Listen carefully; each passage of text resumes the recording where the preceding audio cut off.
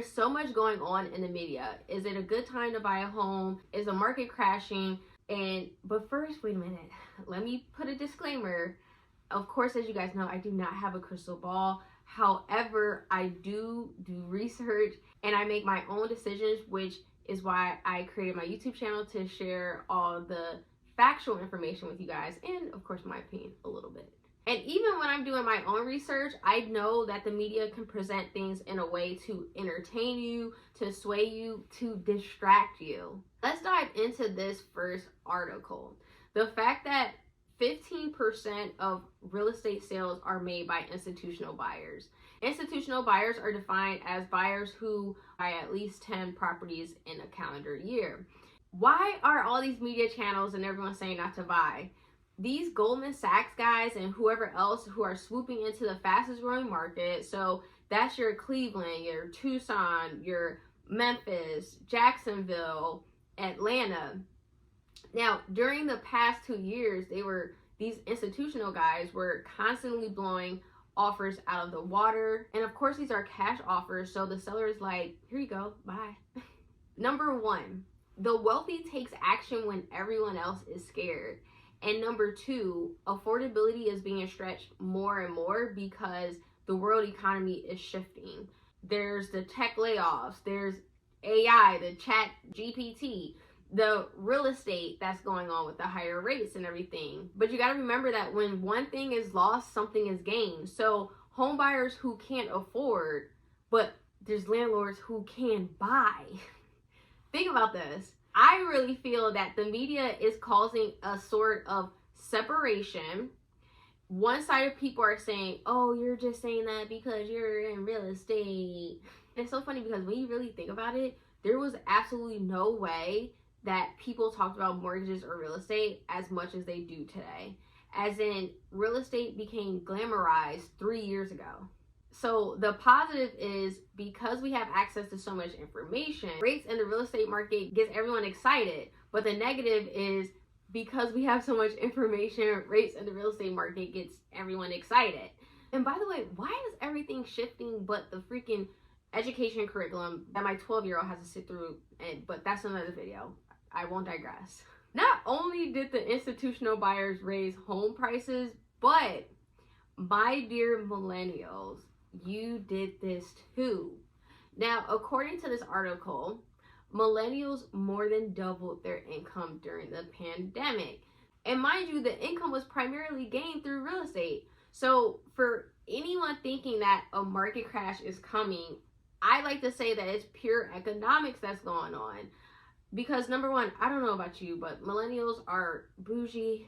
We like nice things. We like taking risks. We like to make money. We like to bet on ourselves. We are doing things in a different way. Essentially, we push the prices up through supply and demand. I frankly just don't see many millennials just letting their assets go, especially if they have 20-25% at least equity in their properties. I just don't see them letting that go. Add to the fact that millennials are using real estate to retire. We're not relying on Social Security and 401ks. And for us who do have 401ks, we're using 401ks to buy real estate today, not buying it when we retire. So I feel that we're just too obsessed with real estate. Matter of fact, let me know if you guys would like a video on me elaborating about how you can use your 401k for a down payment, or how you can use it to invest in some fix and flips or some rental homes. For anyone thinking that a crash is coming, I beg to differ. Especially if anyone who thinks a crash is coming because of higher rates. What is a higher rate? We can clearly identify if something's affordable or not, but can we really identify when something is higher? For example, story time. My mom stayed home and my dad worked, and their interest rate was, I don't know, 9% or something. Probably even higher. I didn't even ask my dad today. And there were 4 kids in the house, and we grew up pretty good. So how did they go from one person working to today? People have 2 parents working, multiple incomes from each parent, okay? And rates are lower. than back then. Somebody make it make sense. Now, even when you look at the rates over time, here on this chart, we are not far off. As in, we did go through a period where the Fed drastically reduced the cost of money in 2020, and then they went on to pump the brakes recently with these higher rates. Let's tie all this together. Let's take a look at this home where this home in South Jersey went from 165 to 275 from 2016 to 2023. Now, before the market went crazy, a 5% rate on this home could have been acceptable back in 2016, right? That would have translated to a monthly payment of around $1,700 on this home. Since this home is $275 today, that translates to about almost $2,400 a month. So what is that? That's a $700 difference. We all drove the prices up there. What's the solution to all of this? So let's say the home prices remain stagnant or even drop 10%. We can play devil's advocate. If you purchased a home at $300,000 and if it dropped in 10%, it's now worth $270,000. If you bought it, then you just lost $30,000 in value. So, but real estate is a long-term game, so sit tight. And then on the other hand, if you are thinking to purchase right now, if you do a 5% down payment, that's going to translate into a monthly payment of around $2,400 a month. In South Jersey, for a 3-bedroom townhouse with no garage, you are not paying less than $2,900 a month in rent. The harsh reality is what you won't do, someone else will do. So that $2,900 in rent what if that turns to $3,200? What if that turns to $3,200 because number one, they can, or number two, the landlord needs to increase their mortgage payment because what if mortgage rates continue to climb higher? Of course, if mortgage rates continue to climb higher, will you qualify for a mortgage based on your income?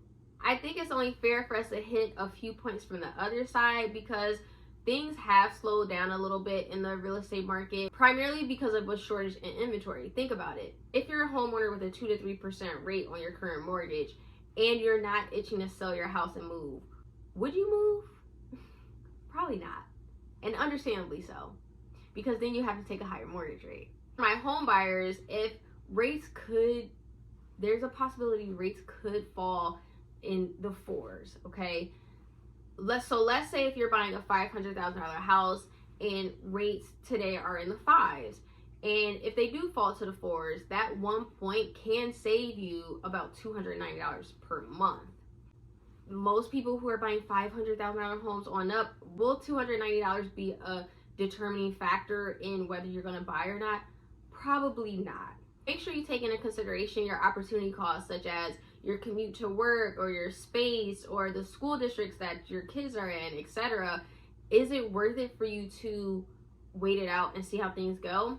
I don't know. Those are questions that have to be answered only by you and your family. So hopefully, I like to say my monologue.